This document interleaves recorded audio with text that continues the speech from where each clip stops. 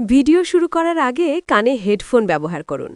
ভাই, আমার বয়স কম, আমি আর পারছি না, কিন্তু তারপরেও ভাই জোর করে তার মেশিন আমার গুহায় এত জোরে জোরে দিল, আমি কাঁদছি আর বলছি আস্তে আস্তে দাও, ব্যথা পাচ্ছে। হ্যালো বন্ধুরা, আমি আজকের গল্পটি সম্পূর্ণ শুনলে আপনাদের মেশিন দিয়ে টপ টপ করে পানি চলে আসবে, তাই হাতের কাজ করার আগে হাতের কাছে কিছু রাখুন। আমি ভাইয়ের ঘরে গেলাম এবং দেখে সে বিছানায় শুয়ে আছে। আমি বললাম, ভাই, তুমি আজ ক্লাসে না গিয়ে বাড়িতে থাকার পরিকল্পনা কেন করলে? সারাদিন ভাই আমার সাথে কি করবে? তুমি কি কোনো পরিকল্পনা করছো? তখন ভাই মুচকি হেসে বলল, গতকাল তুমি বলেছিলে না যে একবার চেষ্টা করে দেখলে ক্ষতি নেই? এই কারণেই আমি বাড়িতে থাকতে চেয়েছিলাম। ভুলে গেছো নাকি? তারপর আমি হাসতে হাসতে তার পাশে গিয়ে বসলাম, আর সে আমাকে, বন্ধুরা, আজকের গল্পটি অনেক বেশি স্পেশাল, তাই কেউ মিস করো না। আমার নাম সঞ্জিদা। আমি ইতিহাসের একজন ভালো ছাত্রী। ইতিহাস আমার খুব প্রিয় সাবজেক্ট। আমার বড় ভাই ইমন, যার বয়স ২১ বছর, তিনিও আমার সঙ্গে একই কলেজে পড়েন। আমি এখন প্রথম বর্ষে পড়ছি। আমরা দুই ভাইবোন এক বিশ্ববিদ্যালয়ে পড়াশোনা করি। আমাদের ক্লাস প্রতিদিন সকাল ৯টায় শুরু হয়। আমরা প্রতিদিন একসঙ্গে যাই, তাই যাতায়াতের সুবিধার জন্য বাবা আমাদের জন্য একটি মোটরসাইকেল কিনেছিলেন। ভাই মোটরসাইকেল চালান আর আমি তার পিছনে বসে বিশ্ববিদ্যালয়ে যাই। তবে ইমন ভাই আমার আপন ভাই নয়। আমার মা মারা যাওয়ার পরে বাবা সুমন ভাইয়ের মায়ের সঙ্গে বিয়ে করেন। এখন আমরা সবাই একসঙ্গে একটি সুখী পরিবার হিসেবে বাস করি। আমি জানতাম না আমার সৎ ভাইয়ের সঙ্গে আমার জীবনের এমন একটা অধ্যায় শুরু হবে। আমার বাবা মা দুজনেই সরকারি চাকরিজীবী। প্রতিদিন সকাল ৮টায় তারা অফিসের উদ্দেশ্যে বাড়ি থেকে বেরিয়ে যান। তাদের অফিসে চলে যাওয়ার পর আমি আর আমার ভাই দুজনেই আমাদের দিনের প্রস্তুতি নিতে শুরু করি। আমাদের বাড়িতে একটিমাত্র সাধারণ বাথরুম রয়েছে, তাই প্রথমে আমি গোসল করে তৈরি হয়ে নিই, তারপর আমার ভাই গোসল সেরে নেয়। সাধারণত মেয়েদের তৈরি হতে একটু বেশি সময় লাগে, তাই আমি আগে তৈরি হয়ে নিই। সব প্রস্তুতি শেষে আমি আর আমার ভাই ইউনিভার্সিটির দিকে রওনা দিই। আমাদের ব্যস্ত জীবনের এই দিনগুলোতে আমরা একসাথে সময় কাটানোর সুযোগ পাই, কিন্তু সেই সময়গুলো কখন যেন আমাদের সম্পর্ককে আরও গভীর করে তোলে। বাড়ির গেটটি তালাবদ্ধ ছিল, তবে আমাদের প্রত্যেকের কাছেই গেটের চাবি থাকে। আমি আর আমার ভাই ক্লাস শেষে বিকেল ৪টের দিকে বাড়ি ফিরলাম। বিকেল ৬টার দিকে বাবা মাও বাড়ি চলে গেলেন। এভাবে প্রতিদিন নির্দিষ্ট রুটিনে আমার দিনগুলো কেটে যাচ্ছিল। কিন্তু একদিনের একটি ঘটনা আমার জীবনের পুরো মোড় ঘুরিয়ে দেয়। এটিকে আপনি হঠাৎ ঘটে যাওয়া একটি ঘটনা বলতে পারেন, বা হয়তো তাছাড়া অন্য কিছু। প্রতিদিনের মতো সেই দিনও আমরা সকালে সবাই একসাথে নাস্তা করলাম। বাবা মা তাদের অফিসের জন্য প্রস্তুত হয়ে বেরিয়ে পড়লেন। বাবা মা বের হওয়ার কিছুক্ষণ পর আমি বাথরুমে গিয়ে দরজা বন্ধ করলাম। সেদিন বাথরুমের দরজা বন্ধ করার পর থেকে কিছু অপ্রত্যাশিত ঘটনা ঘটে গেল, যা আমার মনকে নাড়া দিয়েছিল এবং জীবনের প্রতি আমার দৃষ্টিভঙ্গি সম্পূর্ণরূপে বদলে দিল। সেদিন আমি বাথরুমে ঢুকে নিজের পোশাক খুলে পাশে রাখতে যাচ্ছিলাম, তখন হঠাৎ দরজার নিচ দিয়ে একটি ছায়া দেখতে পেলাম। আমি শাওয়ারের নিচে দাঁড়িয়েছিলাম এবং হালকা ভিতরে পড়েছিলাম। প্রথমে ভেবেছিলাম হয়তো এটা আমার মনের ভুল, কিন্তু যখন মুখে সাবান লাগাচ্ছিলাম তখন আবার দরজার নিচ দিয়ে ছায়াটি নড়াচড়া করতে দেখলাম। আমার মনে হলো কে হয়তো দরজার বাইরে থেকে আমাকে লক্ষ্য করছে। তবে বাড়িতে তখন আমি আর আমার ভাই ছাড়া আর কেউ ছিল না, তাই মনে প্রশ্ন উঠল, তাহলে আমার কি ভাই আমাকে লক্ষ্য করছে? তারপর ভাবলাম হয়তো লাইটের কারণে এরকমটা দেখাচ্ছে। আমি নিজেকে শান্ত করার জন্য এইসব নেতিবাচক চিন্তা করতে লাগলাম। তবুও সেই ছায়া বারবার আমার মনে সংশয় সৃষ্টি করছিল। শাওয়ার চালু করে আমি ধীরে ধীরে গোসল করলাম এবং পরিষ্কার হয়ে নিজের পোশাক পরে নিলাম। কিন্তু যখন আমার ওড়নাটি তুলতে গিয়েছিলাম তখন আবার দরজার নিচ দিয়ে একটি ছায়া নড়াচড়া করতে দেখলাম। এবার আমার সন্দেহ আরও গভীর হয়ে গেল। গোসল সেরে আমি নিজের ঘরে চলে গেলাম এবং প্রস্তুত হতে লাগলাম। অন্যদিকে ভাই কিছুক্ষণ পর তৈরি হয়ে আমাকে ইউনিভার্সিটিতে নিয়ে যাওয়ার জন্য ডাকতে হলো। আমরা দুজনেই বাইরে দরজা বন্ধ করে ইউনিভার্সিটির উদ্দেশ্যে বেরিয়ে পড়লাম। প্রতিদিনের মতো আমি সেই দিনও ভাইয়ের মোটরসাইকেলের পেছনে বসে পড়লাম এবং আমার ব্যাগটি ভাইয়ের পেছনে ও আমার সামনে রাখলাম। তবে সেই দিনটিতে এমন কিছু ঘটতে চলেছিল যা আমার প্রতিদিনের স্বাভাবিক রুটিন থেকে আলাদা। এই প্রশ্ন আমার মনে ঘুরপাক খাচ্ছিল। সেই দিন আমার মন যেন অন্য এক জগতে হারিয়ে গিয়েছিল। সেই দিন আমার মনে যে কি হচ্ছিল, যেটা ভাষায় প্রকাশ বিশ্বাস করা সম্ভব নয়। তবে পরের দিন সকাল থেকে আমি ভাবতে শুরু করলাম কিভাবে নিশ্চিত হব যে আমার ভাই আমাকে বাথরুমের দরজার বাইরে থেকে দেখেছিল কিনা। অনেক চিন্তা করার পর আমার মাথায় একটি পরিকল্পনা এলো। বাবা মা অফিসে চলে যাওয়ার পর আমি আমার মোবাইল ক্যামেরায় ভিডিও রেকর্ডিং চালু করলাম এবং সেটি বাথরুমের বাইরে এমন এক জায়গায় রেখে দিলাম যেখানে যদি কেউ দরজার বাইরে থেকে কিছু করার চেষ্টা করেন তার রেকর্ড হয়ে যাবে। মোবাইলটি বাইরে রেখে আমি বাথরুমের ভিতর ঢুকে দরজাটি বন্ধ করলাম।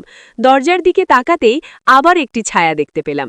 এবার আমি বুঝতে পারলাম যে যা কিছুই ঘটছে তা ক্যামেরায় ধরা পড়েছে। এই চিন্তা করতে করতে আমি গোসল শেষ করলাম। তারপর বাথরুম থেকে বেরিয়ে এসে মোবাইলটি হাতে নিয়ে নিজেই ঘরে চলে গেলাম। ভিডিওটি চালিয়ে যা দেখলাম তাতে আমার বিশ্বাসই হতে চাইছিল না। আমি ভাবছিলাম এটা কিভাবে সম্ভব।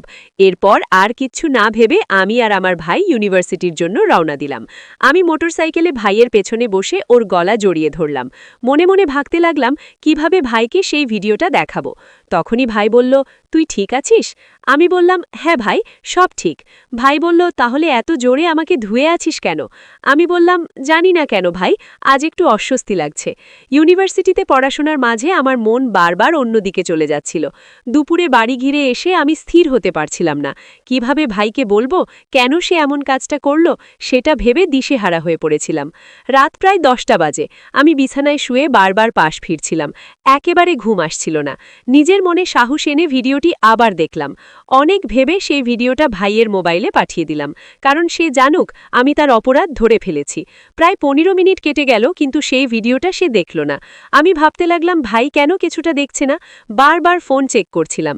1 ঘন্টা তো বেশি সময় কেটে গেল, কিন্তু কোনো প্রতিক্রিয়া নেই। তখন মনে হলো হয়তো ভাই ঘুমিয়ে পড়েছে। এভাবেই রাত কেটে গেল, কিন্তু কোনো উত্তর পেলাম না। অবশেষে আমি হতাশ হয়ে ঘুমিয়ে পড়লাম। পরের দিন রবিবার ছিল। সেদিন বাবা মা ভাই আর আমি সবাই বাড়িতে ছিলাম। সকালের নাস্তা সবাই একসঙ্গে করলাম। সময় মনে হচ্ছিল যেন কিছু একটা বলবো, কিন্তু সাহস পাচ্ছিলাম না। ভাইয়ের আচরণে কোনো পরিবর্তন দেখিনি। এর মানে সে এখনও আমার পাঠানো ভিডিওটি দেখেনি। সকালে প্রায় 10টা নাগাদ আমি আমার ঘরে বসেছিলাম। হঠাৎ করে একটা মেসেজ এলো। মেসেজ দেখে আমার হৃদস্পন্দন বেড়ে গেল। মেসেজটি আমার ভাইয়ের কাছ থেকে পাঠানো হয়েছিল। সে লিখেছে যে সে ভিডিওটি দেখেছে। আমি নিশ্চিত হয়ে গেলাম যে সে এই ভিডিওটি দেখেছে। আমি তার মেসেজের জবাব দিলাম, কিন্তু এরপর আর কোনো উত্তর পেলাম না। দুপুর হয়ে গেল, কিন্তু এখনও কোনো প্রতিক্রিয়া আসেনি। দুপুরে খাবার সময় আমরা সবাই একসাথে খাবার খেতে বসেছিলাম। আমি লক্ষ্য করলাম যে ভাই চুপচাপ মাথা নিচু করে খাচ্ছিল। খাওয়া শেষ করে সে উঠে নিজের ঘরে চলে গেল। আমি বাবা মায়ের সামনে বললাম, ভাই, কিছুক্ষণ পর তোমার ঘরে আসব, তোমাকে কিছু পড়া বুঝিয়ে দিব। সে কিছু না বলে তার ঘরে চলে গেল। খাওয়া শেষ হতে মা আর আমি টেবিল গুছিয়ে নিলাম। সব কাজ শেষ করার পর বাবা মা তাদের ঘরে চলে গেলেন, আর আমি সোজা ভাইয়ের ঘরে চলে গেলাম।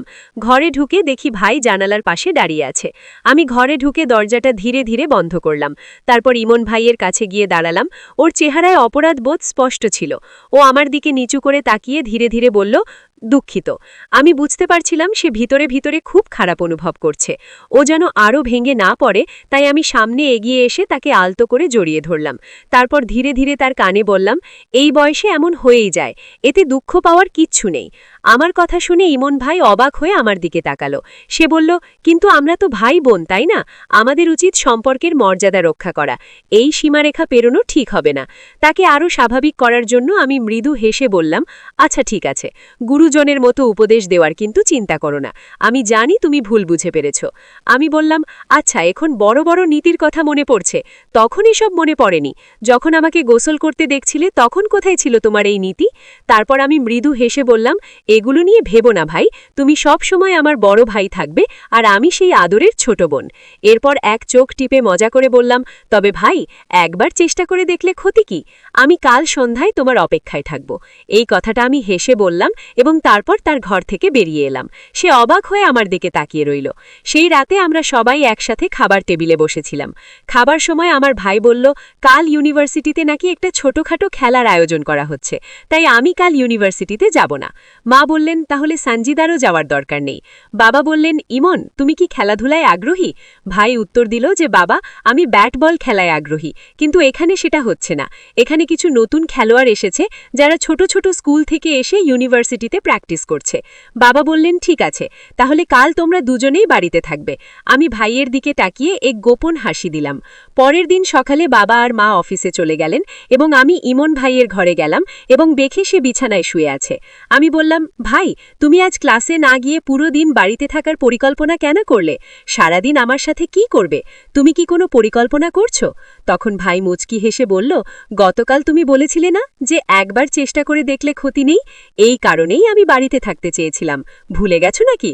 তারপর আমি হাসতে হাসতে তার পাশে গিয়ে বসলাম আর সে আমাকে, বন্ধুরা, আজকের গল্পটি অনেক বেশি স্পেশাল, তাই কেউ মিস করো না। আমার নাম সঞ্জিদা। আমি ইতিহাসের একজন ভালো ছাত্রী। ইতিহাস আমার খুব প্রিয় সাবজেক্ট। আমার বড় ভাই ইমন, যার বয়স 21 বছর, তিনিও আমার সঙ্গে একই কলেজে পড়েন। আমি এখন প্রথম বর্ষে পড়ছি। আমরা দুই ভাই বোন এক বিশ্ববিদ্যালয়ে পড়াশোনা করি। আমাদের ক্লাস প্রতিদিন সকাল 9টায় শুরু হয়। আমরা প্রতিদিন একসঙ্গে যাই, তাই যাতায়াতের সুবিধার জন্য বাবা আমাদের জন্য একটি মোটরসাইকেল কিনেছিলেন। ভাই মোটরসাইকেল চালান আর আমি তার পিছনে বসে বিশ্ববিদ্যালয়ে যাই। তবে ইমন ভাই আমার আপন ভাই নয়। আমার মা মারা যাওয়ার পরে বাবা সুমন ভাইয়ের মায়ের সঙ্গে বিয়ে করেন। এখন আমরা সবাই একসঙ্গে একটি সুখী পরিবার হিসেবে বাস করি। আমি জানতাম না আমার সৎ ভাইয়ের সঙ্গে আমার জীবনের এমন একটা অধ্যায় শুরু হবে।